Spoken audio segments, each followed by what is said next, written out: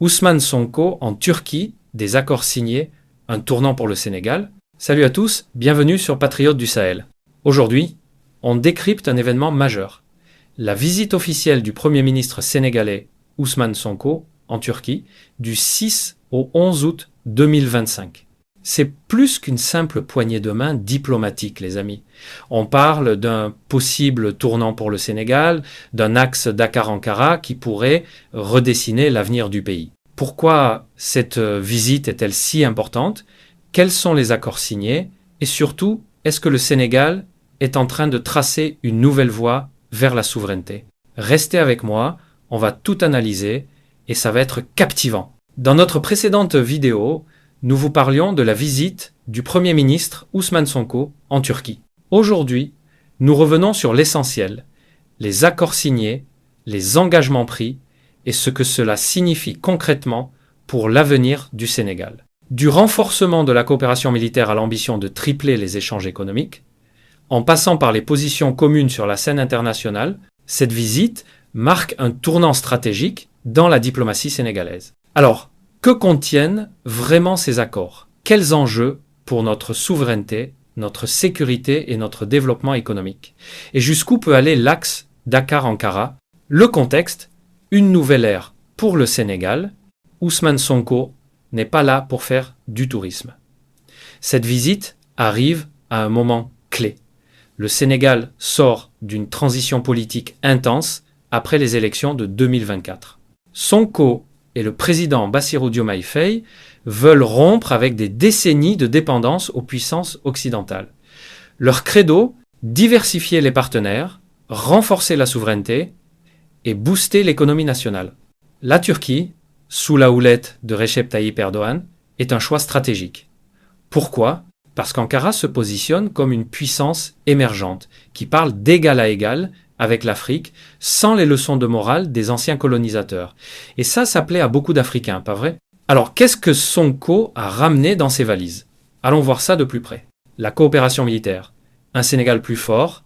Premier gros dossier, la défense. Sonko et Erdogan ont signé un accord militaire majeur avec les ministres de la Défense des deux pays. On parle de quoi?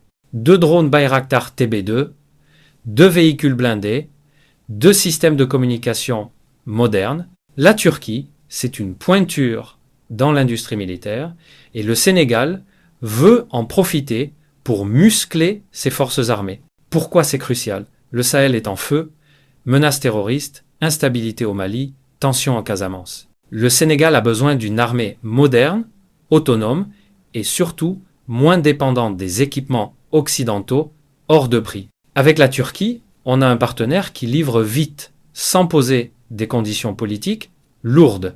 Mais attention les amis, il y a un enjeu. Est-ce qu'on achète juste du matériel ou est-ce qu'on apprend à le produire nous-mêmes? Sonko semble vouloir aller vers une vraie autonomie stratégique. Si le Sénégal peut, par exemple, former ses ingénieurs ou fabriquer localement, là on parle d'un game changer. L'économie, 1 milliard de dollars en vue. Passons à l'économie parce que là ça devient très intéressant. Aujourd'hui, le commerce entre le Sénégal et la Turquie, c'est environ 300 millions de dollars par an. Objectif annoncé, tripler ce chiffre pour atteindre 1 milliard. Ambitieux, non? La Turquie est déjà partout au Sénégal, l'aéroport Blaise Diagne, le centre de conférence Abdou Diouf, des logements sociaux à Diamniadio, des projets à 3 milliards de dollars ces dernières années, une centaine d'entreprises turques bossent dans le BTP, le textile, la logistique. Et là, Sonko veut aller plus loin. Il mise sur le savoir-faire turc pour booster le plan Sénégal émergent 2050. L'idée, c'est de transformer nos ressources sur place, poissons, agriculture, minerais, au lieu d'exporter brut et d'importer tout cher. Mais il y a une question qui fâche. Est-ce qu'on va vraiment contrôler ces projets ou est-ce qu'on risque de remplacer une dépendance par une autre? La Turquie est maligne. Elle vend un partenariat sud-sud, gagnant-gagnant. À nous de rester vigilants pour que ça profite d'abord aux Sénégalais. Diplomatie. Une voix forte pour la Palestine et l'Afrique. Sur la scène internationale, Sonko a frappé fort. Avec Erdogan, ils ont parlé de la Palestine, dénonçant ce qu'ils appellent un génocide planifié à Gaza. Le Sénégal, qui préside le Comité ONU pour les droits palestiniens depuis 1975, a une voix qui compte. Et là, Sonko n'y va pas par 4 chemins. Il critique l'inaction des grandes puissances et appelle à une justice globale. C'est une rupture. Le Sénégal, d'habitude discret en diplomatie, adopte un ton audacieux, aligné avec des pays comme la Turquie ou le Qatar. C'est un signal fort. Dakar veut parler haut et fort pour l'Afrique et le Sud global. Mais attention, prendre position, ça peut froisser certains partenaires traditionnels. Est-ce que le Sénégal est prêt à assumer ce coup? On en discute après. Les secteurs stratégiques, énergie, agriculture, mines. Cette visite, c'est aussi un grand plan pour des secteurs clés. Transport, énergie, agriculture, pêche, mines.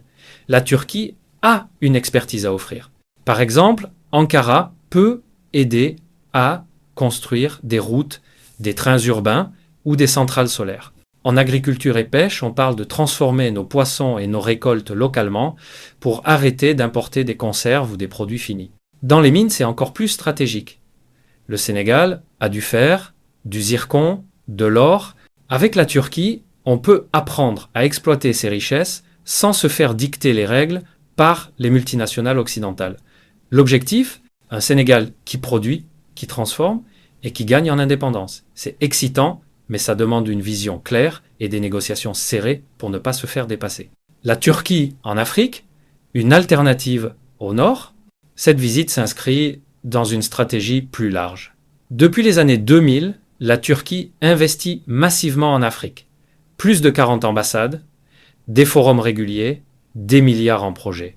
Contrairement à l'Europe ou aux États-Unis, Ankara ne conditionne pas son aide à des réformes politiques. Ça change la donne pour des pays comme le Sénégal qui veulent diversifier leurs alliances dans un monde multipolaire. Mais soyons lucides, la Turquie a ses propres intérêts. Elle veut des marchés, de l'influence. À nous de négocier des accords qui mettent le Sénégal d'abord, en gardant le contrôle sur nos ressources et nos chaînes de production. En conclusion, alors, que retenir de cette visite? Ousmane Sonko envoie un message clair. Le Sénégal veut être souverain, fort et respecté. Avec la Turquie, il trouve un partenaire qui parle le langage du Sud, qui propose des solutions concrètes sans imposer de dictat. Mais pour que cet axe Dakar-Ankara soit un succès, il faudra négocier malin, investir local et garder les yeux grands ouverts. C'est un moment charnière, les amis. Le Sénégal peut devenir un modèle pour l'Afrique à condition de rester maître de son destin. Qu'en pensez-vous? Est-ce que Sonko fait les bons choix? Dites-le nous en commentaire. Aimez la vidéo, abonnez-vous et activez la cloche pour ne rien rater. À très bientôt sur Patriotes du Sahel.